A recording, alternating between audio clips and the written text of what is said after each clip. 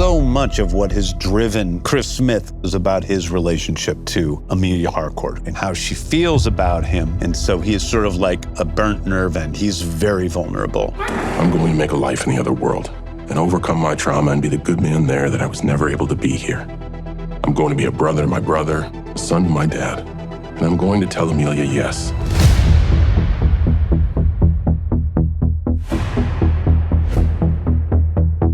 Did it mean anything?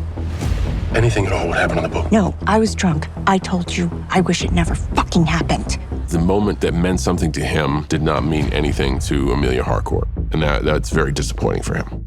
Harcourt has a hard time feeling and experiencing emotions for Chris. It brings up a discomfort for her because she protects herself. What's up, John? Barely know him. He's acting very familiar. John Economos is torn between two worlds. This is an A.R.G.U.S tactic. They like the fact that you want to choose the organization over all of your personal connections. Make sure your loyalty is first and foremost to the A.R.G.U.S. He is tested so much with Fleury. Yeah, me and Ginger Cool are on this shit. Jesus Christ. Bordeaux. I'm not getting paid to deal with your shit. I think you kind of are. Judo master. Remember that time you snuck up behind me and hit me in the head with a tire iron? And then the cherry on top is Red St. Wild. That there is a point for Hagrid. I don't want you on my side, you fucking psychopath. You judge me for ridding the world of beaked vermin. Eagly, who is probably the most powerful member of the 11th Street Kids. He's going to have to face off with Red St. Wild. And we see that Red St. Wild's bullshit about the primal eagle maybe is not bullshit, that there is something incredibly special about Eagly. I'm afraid Flag's gonna kill him. So you gotta put Chris in the books. Book him? So there's an arrest record, otherwise he's just gonna disappear. Once he sees that it's becoming more personal between Chris and Rick, it affected Fleury. I think he realized these guys are playing it close to the vest, but Fleury wants to be a part of something good. In the early scene, when Economos and Fleury meet, we have an exchange of like, how do you want to be greeted? So what'll it be? What'll what be? What form of greeting? Maybe just nod like... And then when we were shooting this scene where Fleury says, It's good you did that. I gave him the head nod from the first time we met. Of course I have a job to do, but my through line here is revenge.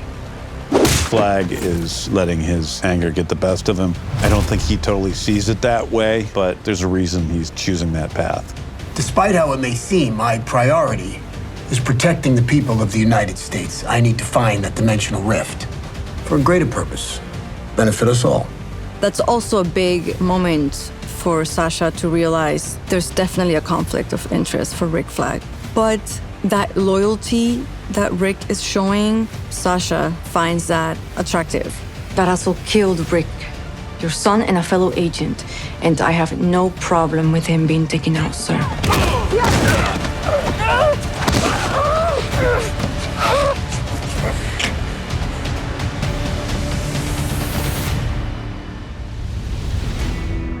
Chris, there's no way Ems could do that. Right, she's too petite. No, she's one of us.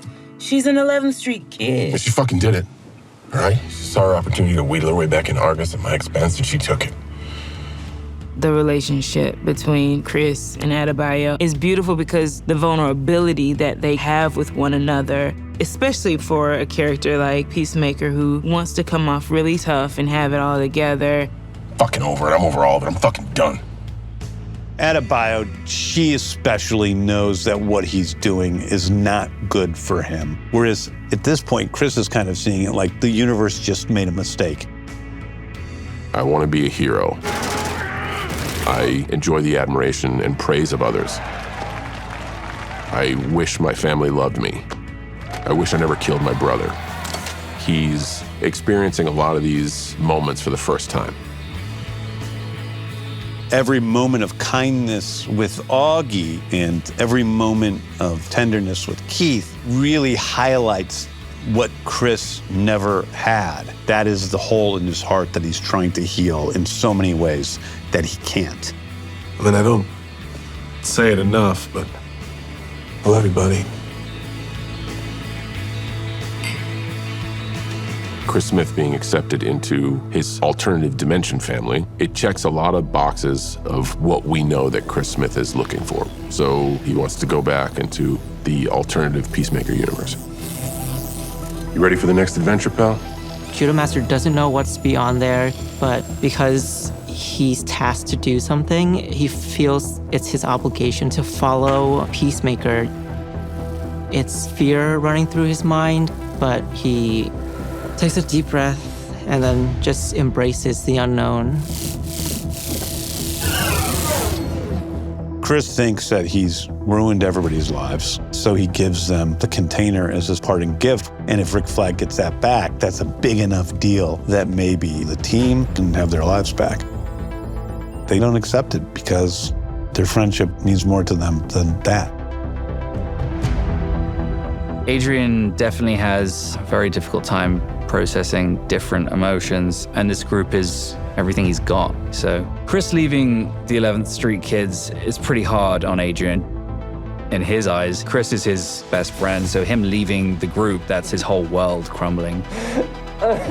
This is the first time that Adrian has shown real emotion. And the fact that he takes comfort in who he sees as his nemesis, which is A.R.G.U.S, is incredibly touching.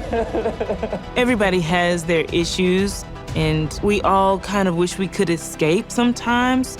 So losing Chris was a really hard reality for them to face. But what we do know is that, like Chris says, to the 11th Street Kids, no one will ever break us apart. And they're trying to figure out how to get their friend back. That's led by Harcourt, who's the one who has most wanted to get her job back out of everybody. She makes the choice to give all that up. Come on. Where are you going? Well, we can't use it here. Argus will find it. Use it? Why are we going to use it? Because we're gonna get Chris back. Fuck me. Fuck! The first season is a little bit more about Peacemaker, and the season's a little bit more about Christopher Smith. It is about this human being, and at the end of the day, it's not really a superhero show. It's a show about a group of disparate individuals who all have a lot of issues, but also bring out the best in each other.